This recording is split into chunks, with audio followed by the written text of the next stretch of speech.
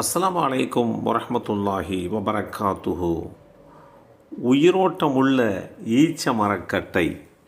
ஜாபிர் பின் அப்துல்லா ரலியல்லாஹு அன்ஹுமா அவர்கள் அறிவித்தார்கள், அல்லாஹுடைய தூதர் ஸல்லல்லாஹு அலைஹி வஸல்லம் அவர்கள் வெள்ளிக்கிழமை நாளின் போது பள்ளிவாசலில் தூணாக இருந்த ஒரு பேரிச்ச மரத்தின் அடிபாகத்தின் மீது சாய்ந்தபடி உரையாற்றிய வண்ணம் நின்றிருந்தார்கள்.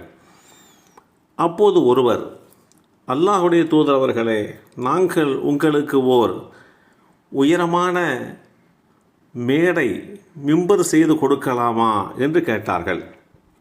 நபி ஸல்லல்லாஹு அலைஹி வஸல்லம் அவர்கள், நீங்கள் விரும்பினால் செய்து கொடுங்கள் என்று பதில் சொன்னார்கள். அவ்வாறே அவர்கள் நபி ஸல்லல்லாஹு அலைஹி வஸல்லம் அவர்களுக்கு உயரமான மிம்பர் உரை மேடை ஒன்றை செய்து கொடுத்தார்கள். ஜும்மாவுடைய நாள் வெள்ளிக்கிழமை வந்தபோது நபி ஸல்லல்லாஹு அலைஹி வஸல்லம் அவர்கள் உரை நிகழ்த்துவதற்கு உரை மேடைக்கு சென்றார்கள். உடனே அந்த பேரிச்ச மரக்கட்டை குழந்தையைப் போல் தேம்பியது, அழுதது. நபி ஸல்லல்லாஹு அலைஹி வஸல்லம் அவர்கள் தன் மீது இருந்த அந்த சூழலிலே இப்போது இன்னொரு புதியதொரு மேடைக்கு போய்விட்டார்களே என்று அந்த ஈச்ச மரக்கட்டையினுடைய அழுகை அமைந்திருந்தது. நபி ஸல்லல்லாஹு அலைஹி வஸல்லம் அவர்கள் நம்மீது இனிமேல் சாய்ந்து கொண்டு உரை நிகழ்த்த மாட்டார்களே என்கின்ற ஆதங்கத்தில் அந்த ஈச்ச மரக்கட்டை அழுதது. இந்த செய்தி ஸஹீஹுல் புகாரியிலே 3584 என்ற எண்ணிலே பதிவு செய்யப்பட்டது.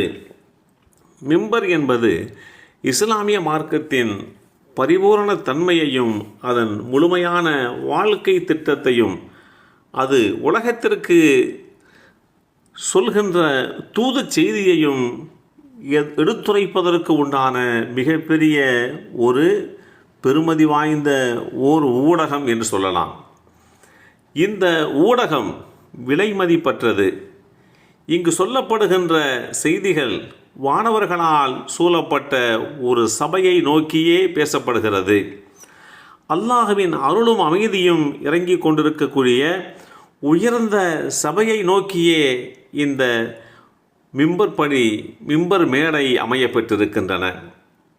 இத்தகைய ஒரு சூழ்நிலையிலே அல்லாஹுடைய தூதர் ஸல்லல்லாஹு அலைஹி வஸல்லம் அவர்கள் ஏற்கனவே பயன்படுத்தி வந்த ஈச்ச மரக்கட்டை அது இனிமேல் பயன்பாடு இல்லாத வகையிலே அது ஒதுக்கி வைக்கப்பட்டு புதியதொரு மிம்பர் மேடையில் ஏறி அல்லாஹுடைய தூதர் ஸல்லல்லாஹு அலைஹி வஸல்லம் அவர்கள் உரை நிகழ்த்துகின்ற போது, இது காணும் வரைக்கும் நம்மீதுதானே சாய்ந்து கொண்டு உரை நிகழ்த்தினார்கள், ஆனால் இன்றைக்கு புதியதொரு மேடைக்கு சென்று விட்டார்களே, இனிமேல் நமக்கு அந்த பழைய நிலை, பழைய பாக்கியம் கிடைக்காமல் போய்விடுமே என்கின்ற ஆதங்கத்தில் தன்னுடைய உயிரோட்டமான அழுகையை அந்த ஈச்ச மரக்கட்டை வெளிப்படுத்தியதை அல்லாஹுடைய தூதர் ஸல்லல்லாஹு அலைஹி வஸல்லம் அவர்கள் புரிந்து கொண்டு மிம்பர் மேடையிலே இருந்து கீழே வந்து அழுகின்ற குழந்தையை தடவி கொடுப்பதை போன்று தடவி கொடுத்தார்கள்.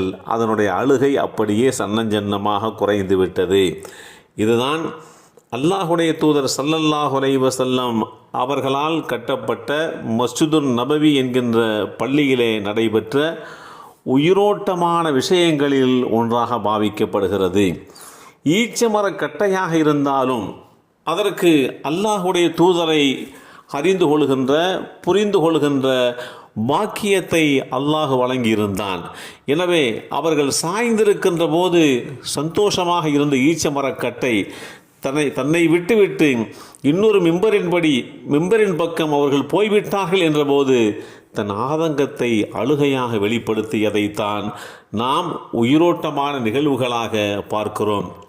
எல்லாம் வல்ல அல்லாஹு தஆலா அல்லாஹுடைய தூதர் ஸல்லல்லாஹு அலைஹி வஸல்லம் அவர்களை நேசிக்கக்கூடிய நல்லோர்களாக நம்மையும் நம் சந்ததிகளையும் ஆக்கி வைப்பானாக. அஸ்ஸலாமு அலைக்கும் வரஹ்மத்துல்லாஹி வபரகாத்துஹு.